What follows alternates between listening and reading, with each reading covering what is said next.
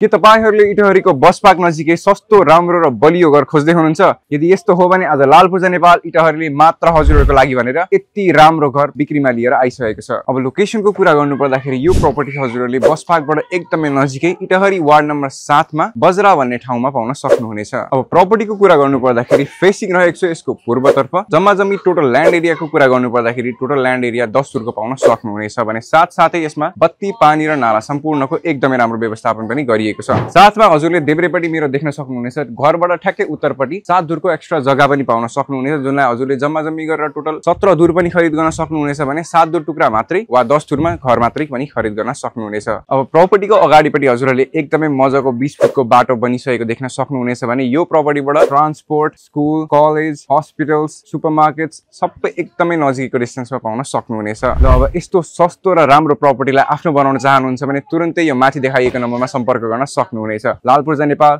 जस्तो नाम त्यस्तै काम।